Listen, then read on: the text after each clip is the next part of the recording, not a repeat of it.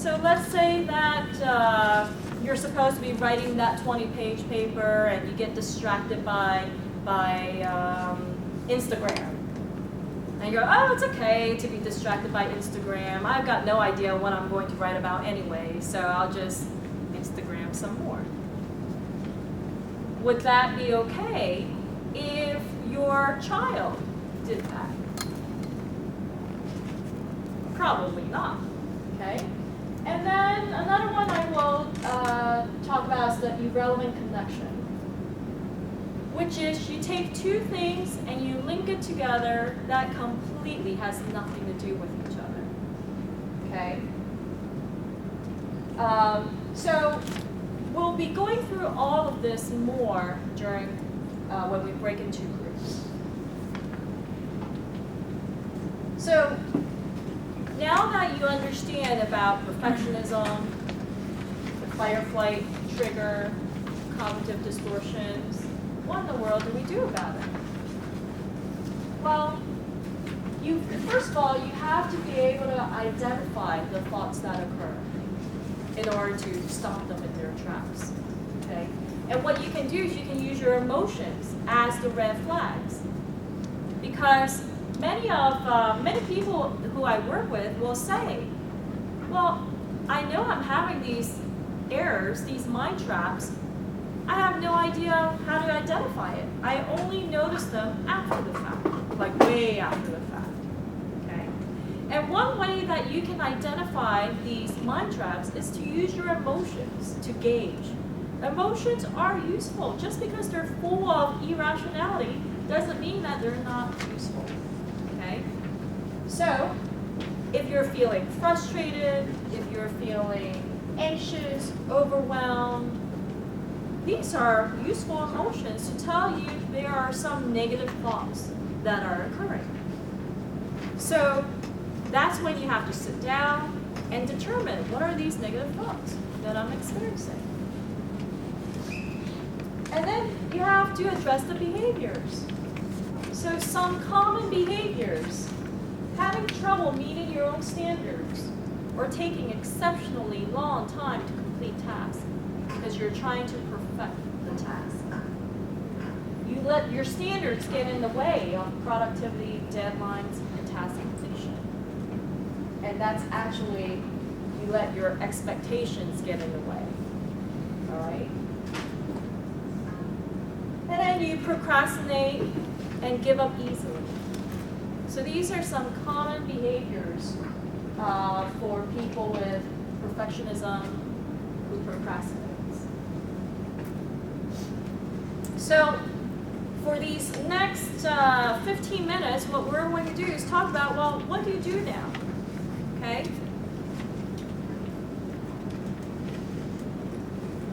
Well, the first thing, you want to be able to challenge the thoughts.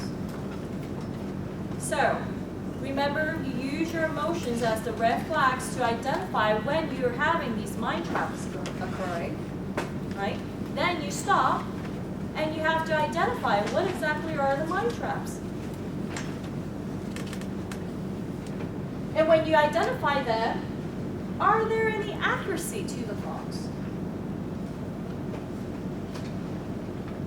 What would other people think about the thought?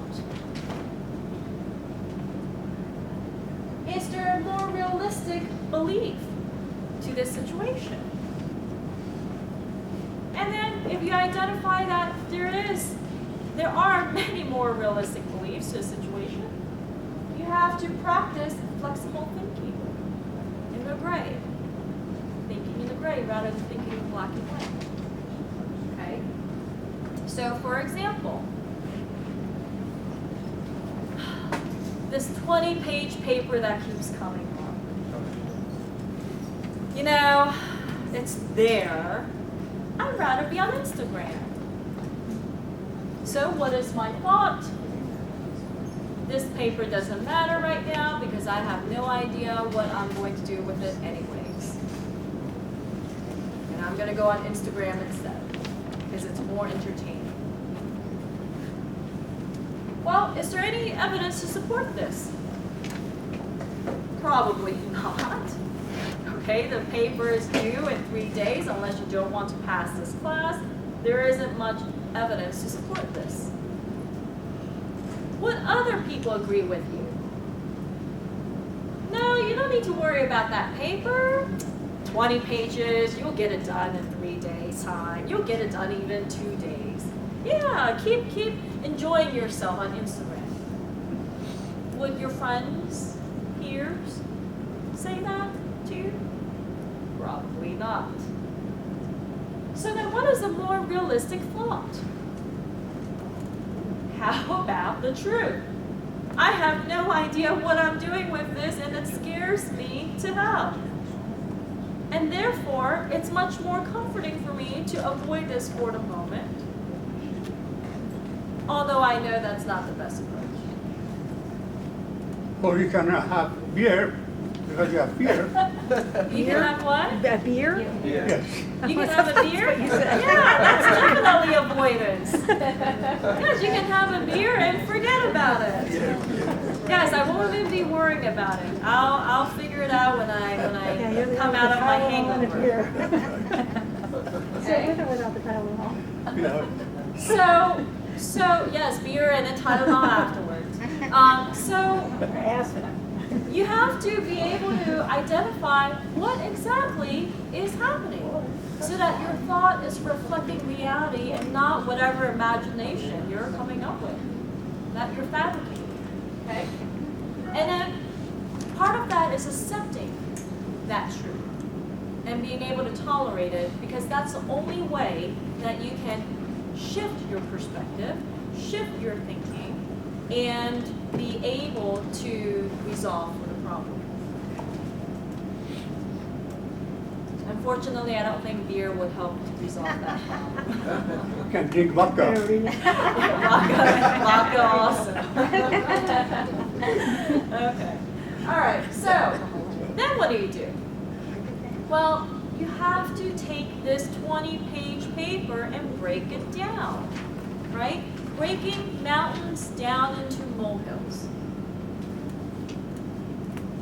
We've all learned how to make outlines, right? In grade school, secondary school. And making outlines need your ability to break things down so that you see the path. But why is it important to be able to see the path that you're going? If I take the example of going to your local market in a foreign land, it's the same idea.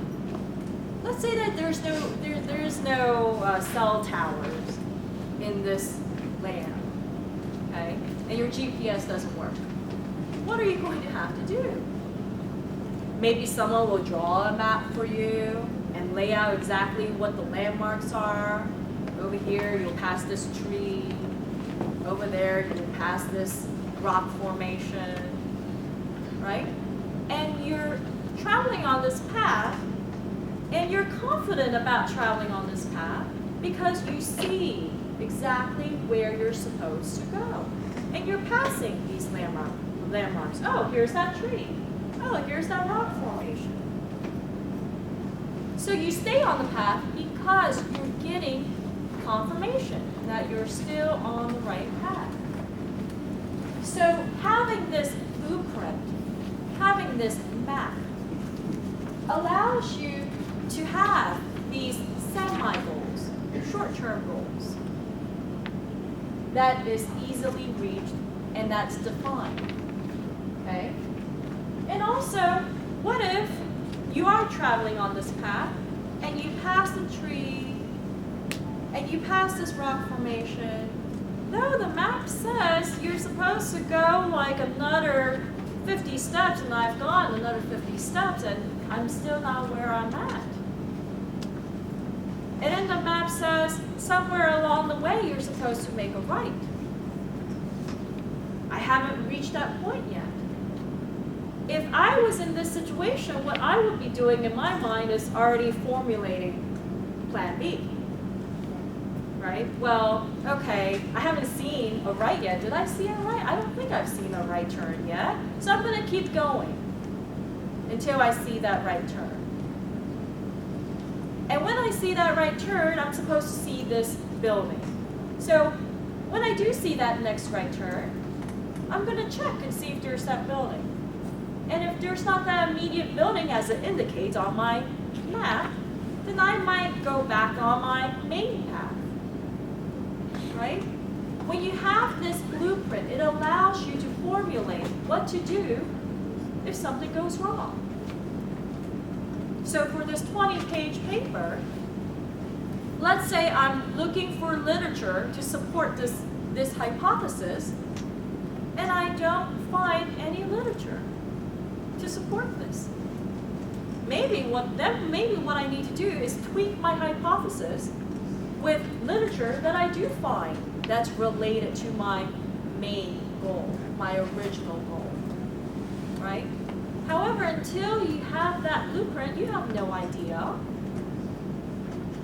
So having this blueprint is important. Remember earlier when we talked about the 3 types of procrastinators?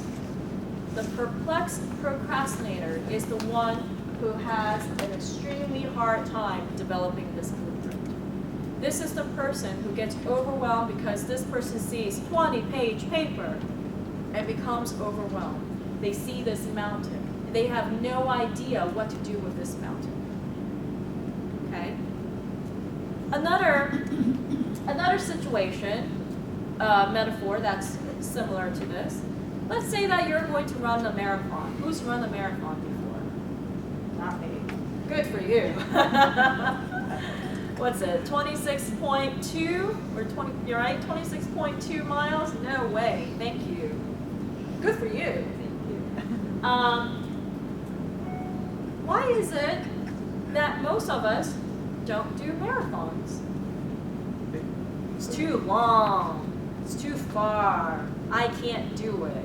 Takes too much time, right? I'm tired. You're tired. What if I said, you know what?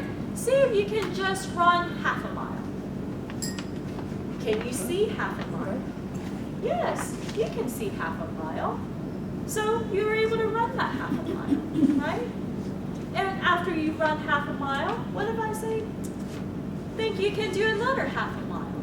If you're not tired, you might go, yeah, I could do another half a mile. And you reach your 1 mile mark. And then I say, well, there are only 25.2 miles left. Think you can do another half a mile? Yeah, maybe. If I'm not tired, right? So by breaking this 26.2 miles down into half miles increments, you're able to see and you're able to project where you're going, how you're going to do it, whether you can do it. Okay? So that's essentially what breaking mountains down to molehills is. And then the next thing, you have to be able to plan backwards. So what does that mean to plan backwards? Well, sometimes just because you have that blueprint doesn't mean you know exactly what it is that you have to do. Sometimes to help you with that blueprint, it helps to plan backwards. So for example, let's say that you're writing a topic about the environment. Okay, we're all going green, the environment. So what is it that you have to do? Well, you have to go off your paper, and then you figure out backwards how many arguments do you have to support it.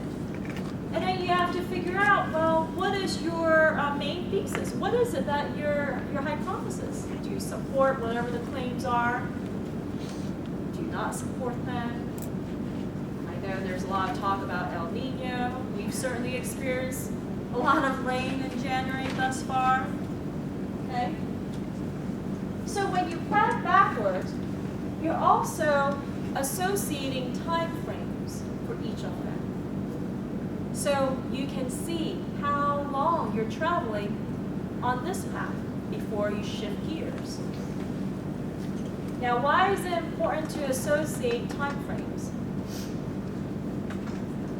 Anyone? More manageable. Yeah, definitely. Makes it more manageable. You're able to gauge, well, if I have a paper due and it's going to take me this much time, I need to start by this point. Okay? Yes? Oh, okay, thank you. So, you plan it out. Okay? And then what's important, after you gauge how much time you need for each section of your plan, you need to actually schedule it. Why scheduling it? And thank God for technology, right? You see how I'm flipping here? Thank goodness for technology. Because of technology, you're able to now schedule it on your smartphones. And it's so easy.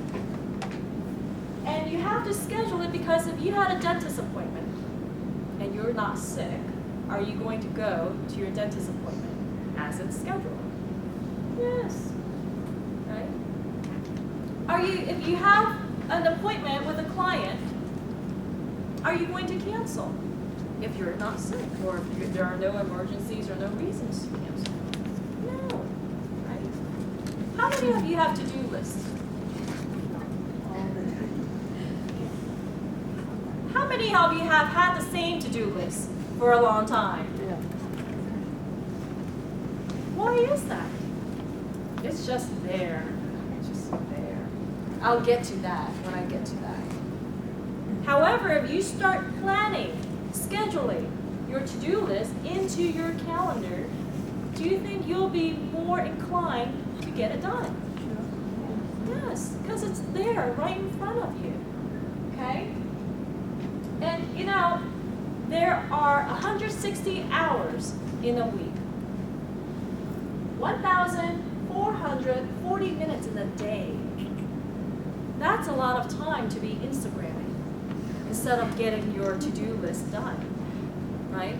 So if it's in your calendar, you're planning for it, you're going to do it. And then if you don't get it done, then you reschedule it right away to a later time. So when I work with a lot of my students and a lot of professionals with procrastination difficulties, what I tell them to do is use your schedule to learn to gauge how much time you're actually supposed to be utilizing to completing a task. Because what ends up happening is some people, the overworked procrastinator, usually underestimate the amount of time and fit too many things in. Okay? The perfectionist is going to do what? Schedule too much time, which gives them more time to cross all the T's and dot all the I's. Okay? So if you schedule something and it doesn't get done, then during your break, whenever you schedule a break, you have to reschedule the things that are incomplete. Okay? For some of us who don't have difficulties with gauging the time, well, if we're not going to get it done at this time frame that we've specified, we schedule it for a different day where we will have time. So it's really important to reschedule right away. Otherwise, what will happen to that task? Okay. The last step is to visualize. And visualization is so important. Every morning, I spend the first 10 minutes of my day looking at my day and making sure that I can visualize exactly where I'm going, what I'm doing, who am I meeting. The last 10 minutes before I go to bed, I do the same thing.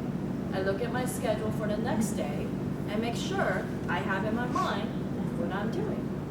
And in today's household, you know, when you have kids running around, when you have family members needing your attention, if I wake up in the morning, I've got no idea when I'm supposed to do what, then I'm going to be scrambling.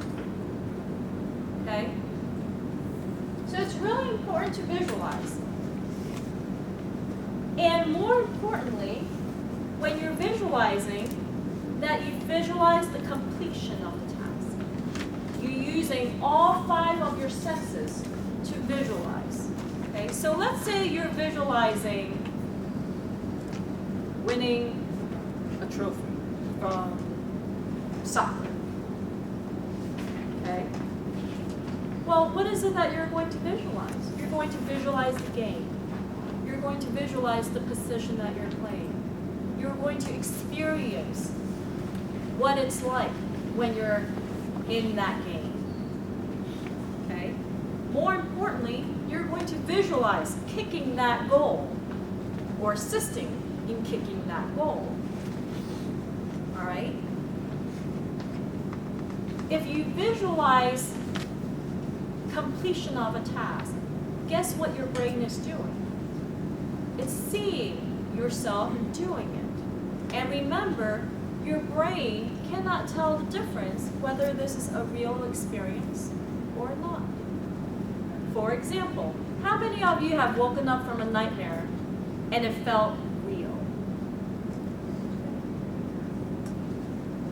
Well, it happened all in your imagination, yet your body felt that it was real. Okay? There are games, for example, the Le Mans, for those of you who, follow racing. There are video games where the drivers will actually play those games because the games have exactly the same track. And the Le Mans is a 24-hour race going at very high speeds. So if you make even the most smallest error, you'll fall off a cliff, you certainly won't do well. So when you visualize what you're doing, how you're doing it, and you're actually feeling the completion, you will build more intrinsic motivation, intrinsic drive, because you gain the sense, gain the morale that it's possible and doable. Okay? So we talked about all of this.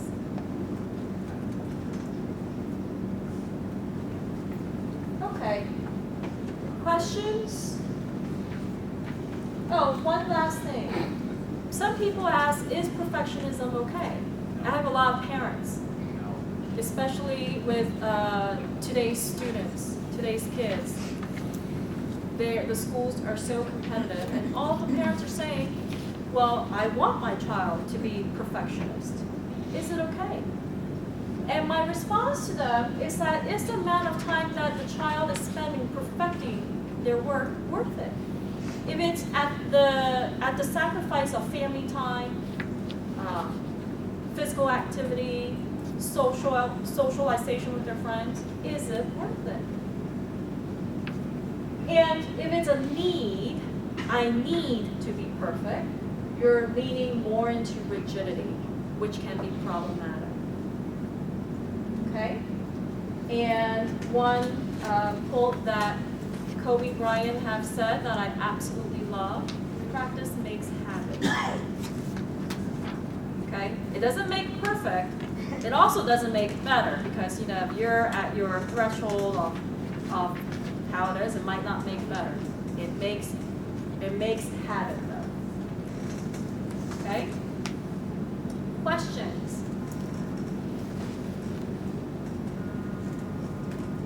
Okay, excellent. So why don't we go ahead and take a break, and we'll come back and break into groups.